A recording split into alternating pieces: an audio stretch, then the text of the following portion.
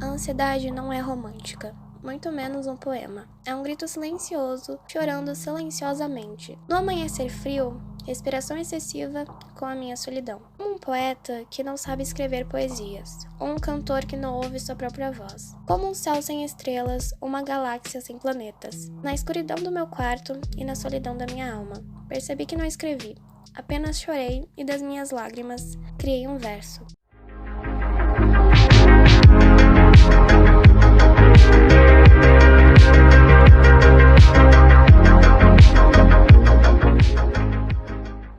E aí, tropa de Marte, tudo bem com vocês? Eu sou a Marci e sejam bem-vindos ao meu universo.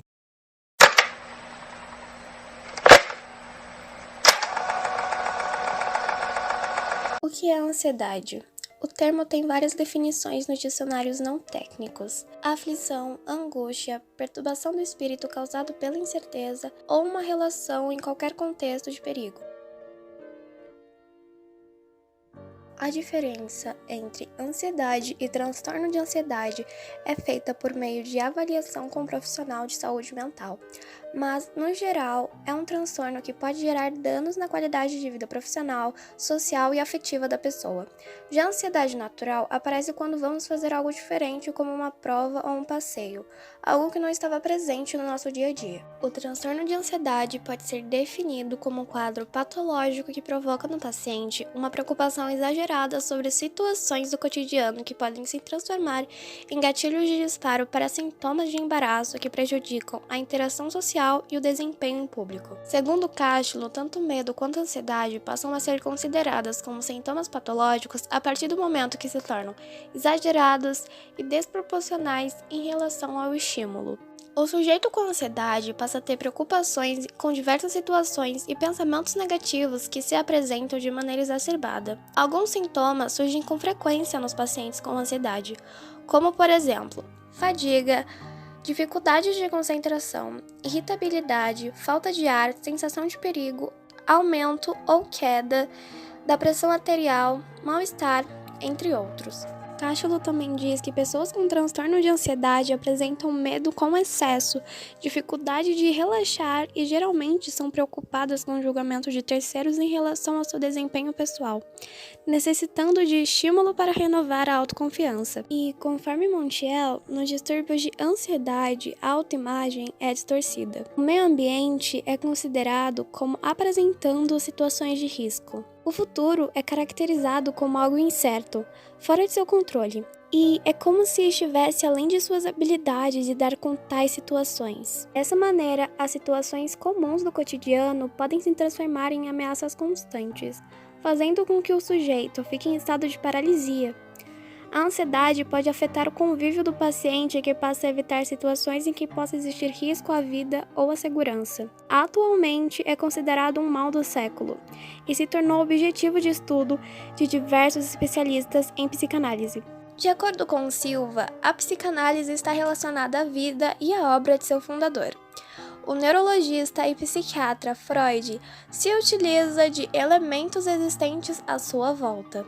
Freud desenvolveu suas bases teóricas sobre a mente e o comportamento humano com o intuito de compreender a genese da histeria, da neurose e da psicose. A princípio, Freud considerava a ansiedade um fenômeno natural e acreditava que era resultado de fatores herdados biologicamente, tendo um aspecto vital para a sobrevivência humana. Entretanto, ele reformulou sua teoria e procurou explicar a importância e o lugar da ansiedade na vida psíquica do sujeito. Alguns fatores rotineiros, como, por exemplo, o desamparo social e a necessidade de ser aprovado ou pertencer a algum grupo ou classe, podem provocar gatilhos para o surgimento de sintomas relacionados a medo e a insegurança. Freud percebeu que a ansiedade é uma condição que afeta excessivamente o ser humano, pois seus distúrbios estão associados às reações do organismo diante de situações estimulantes, sendo um estado altamente desgastante e que tira as pessoas do controle de suas próprias vidas.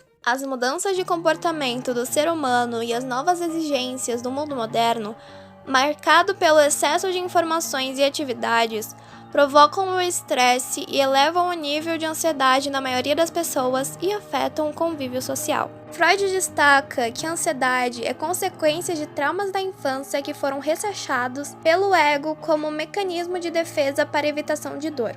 O autor também enfatiza a relação entre o desamparo e a angústia de castração, onde a privação ou perda do objetivo equivale à separação da mãe, fazendo com que um indivíduo vivencie a separação do desamparo devido à sua necessidade funcional, como no nascimento.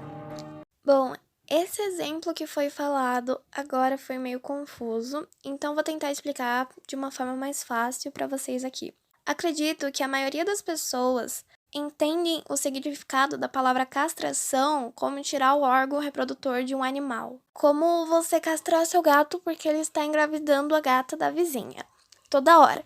Enfim, mas na psicanálise não é bem assim. A castração é quando percebemos que não somos únicos na vida da nossa mãe. Por exemplo, para um bebê recém-nascido, o psicológico dele entende que a mãe dele e ele são apenas um. Porém, quando crescemos, percebemos que não é bem assim. E isso traz uma angústia muito grande para o psicológico de qualquer pessoa. Como sabemos que, para a maioria, esse momento de castração foi saudável e nós conseguimos lidar com isso de uma forma saudável para o nosso psicológico. Só que, infelizmente, para muitos não foi assim. E alguns acontecimentos traumáticos vinculados ao mesmo podem resultar em um transtorno de ansiedade futuramente. Utilizando-se de referência freudiana, os autores afirmam que a ansiedade também pode ser resultado de libido contida, seja pelos desejos não realizados ou pelas experiências traumáticas ocorridas na infância e que se manifestam na fase adulta em forma de sintomas. Por isso, discutir a ansiedade a partir de uma perspectiva psicanalítica é, segundo Pérez, uma forma de subjetivar o diagnóstico através do retorno à subjetividade, ao sujeito, à fala, ao seu corpo, que é marcado por questões psíquicas, sociais e culturais, e não somente biológicas.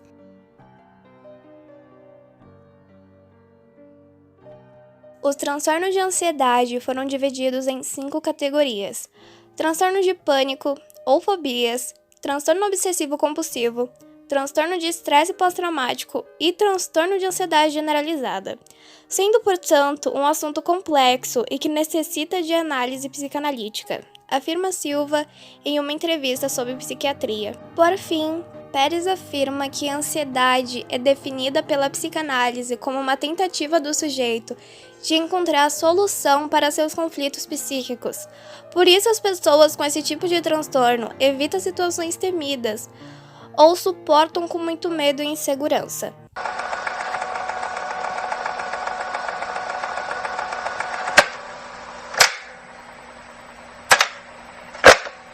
Caso tenha qualquer tipo de sintoma ou todos eles, procure a ajuda de um psicólogo ou psiquiatra. Precisamos cuidar do chefe do nosso corpo, o nosso cérebro. Cuide de si mesmo procurando o controle da ansiedade. Vamos cuidar de nós mesmos para podermos ajudar cada vez mais pessoas a se sentirem melhor junto conosco.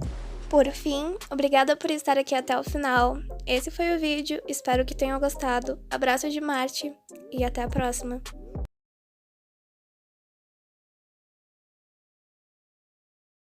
Não é pra gravar o áudio do áudio. As mudanças de... Pera. Ui, não é que tá gravando mesmo? Por isso, discutir a ansiedade a partir da perspectiva psicanalítica é, segundo Pérez, uma forma de subjetivar retorno à subjetividade, a sujeito, a fala, ao corpo. Ai, meu Deus. Por isso, discutir a ansiedade a partir da perspectiva.